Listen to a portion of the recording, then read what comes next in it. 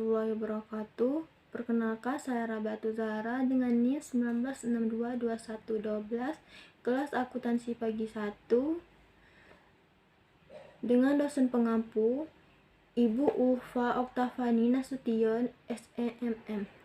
Baiklah, di sini saya akan menjawab UTS mengenai bank, lembaga, dan bank. Yang pertama, sebutkan dan jelaskan jenis lembaga keuangan minimal 10. Pertama, bank sentral. Bank sentral itu merupakan lembaga yang bertanggung jawab untuk menstabilkan harga maupun nilai mata uang yang berlaku di suatu negara yang dijadikan sentral, yaitu Bank Indonesia. Terus yang kedua, bank umum. Bank umum itu merupakan bank yang melaksanakan kegiatan usaha secara konvensional atau berdasarkan prinsip syariah yang dalam kegiatannya memberikan jasa dalam lalu lintas pembayaran. Terus yang ketiga, Bank Perkreditan Rakyat atau disingkat dengan BPR.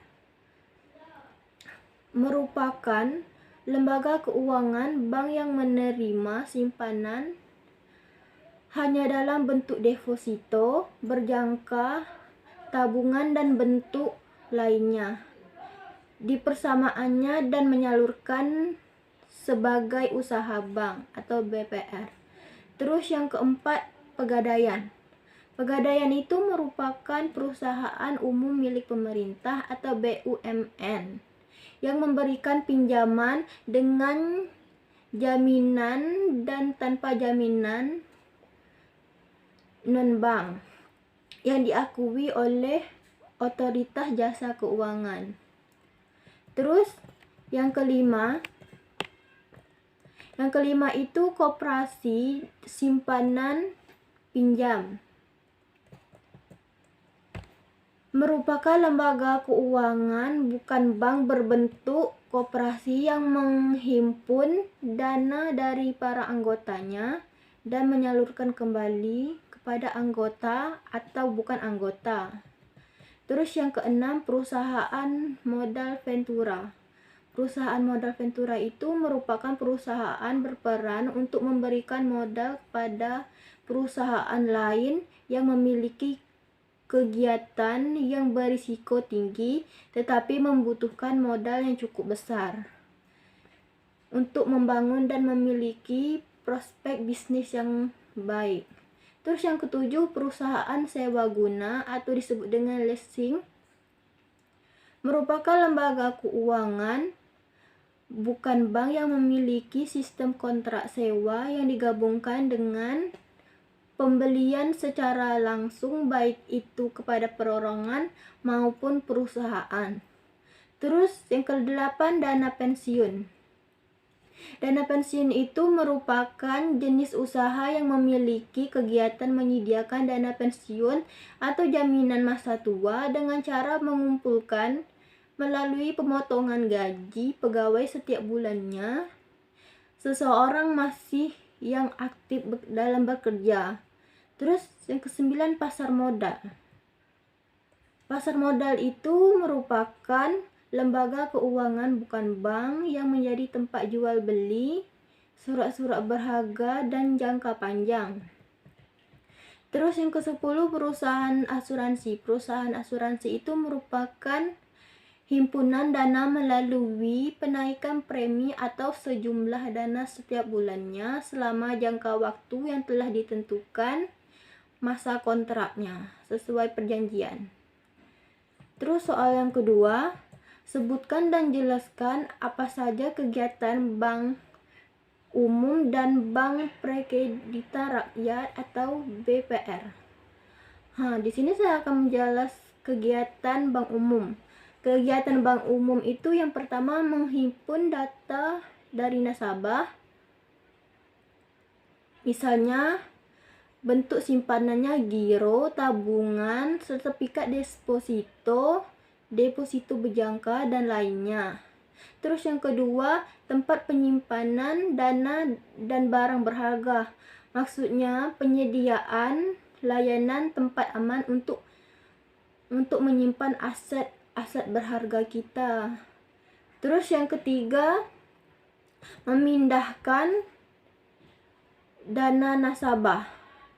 Memindahkan untuk kepentingan nasabah atau kepentingan bank itu sendiri. Terus yang keempat, memberikan layanan kredit. Memberikan kredit untuk nasabah dengan syarat dan ketentuan dari bank itu. Terus selanjutnya, kegiatan bank prekreditan rakyat. Yang pertama, kegiatannya yaitu menghimpun dana dari masyarakat dalam bentuk simpanan berupa deposito berjangka maupun tabungan bentuk lainnya. Terus yang kedua, menyediakan pembiayaan dan penempatan dana berdasarkan prinsip syariah sesuai dengan ketentuan yang ditetapkan. Terus soal yang ketiga, sebutkan dan jelaskan sumber-sumber bank. Yang pertama, dana dari modal pemegang saham. Jadi maksudnya itu para investor pemegang saham yang lama maupun yang baru menyetor dana pada waktu bank berdiri. Setoran yang pertama itu kebutuhannya untuk perkantoran biasanya bersumber dari pemilik bank itu sendiri dan hanya dipakai sebagian saja. Terus yang kedua, dana dari cabang. Maksudnya setiap tahun dicadangkan oleh bank, tidak digunakan sementara waktu. Dana yang disisihkan ini menjadi cadangan menutup resiko. Terus yang ketiga, dari laba yang belum dibagikan. Maksudnya itu membutuhkan dana yang lebih besar dan perlu waktu yang cukup lama karena penjualan saham kepada pihak lain bukanlah sesuatu yang cepat dan mudah. Terus yang keempat, dana dari masyarakat. Dana ini sangat penting karena dapat menunjang kegiatan operasional sebuah bank.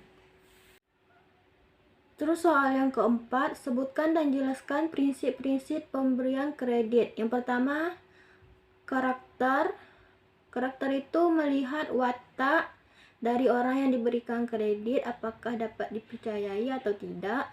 Terus yang keduanya, capacity. Capacity itu melihat kemampuan nasabah dalam berbisnis, apakah baik atau tidaknya. Terus yang ketiga, kapital. Kapital itu untuk melihat pengguna modal yang diberikan apakah efektif atau tidak. Terus yang keempat, kolateral. Jaminan yang diberikan oleh calon nasabah yang bersifat fisik atau non-fisik.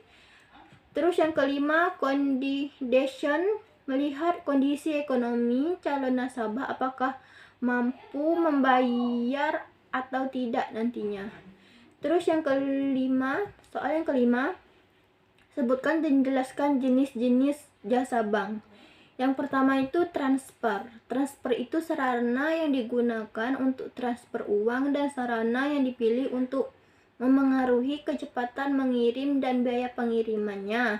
Terus yang kedua, clearing. Clearing itu jasa penyelesaian hutang piutang antara bank dengan cara saling menyerahkan warkat-warkat yang akan dikeliringkan. Terus yang ketiga, inkasso. Jasa bank untuk menagih warkat-warkat yang berasal dari luar kota atau luar negeri. Terus yang keempat, bank card. Kartu plastik yang diberikan oleh bank untuk alat pembayaran di tempat tertentu seperti supermarket dan lainnya. Terus yang kelima, bank notes. Bank notes itu uang kartal yang diterbitkan oleh bank luar negeri. Baiklah, sekian dari jawaban saya. Apabila ada kesalahan kata mohon dimaafkan. Saya tutup dengan wabillahi taufiq wal hidayah. Wassalamualaikum warahmatullahi wabarakatuh. Terima kasih.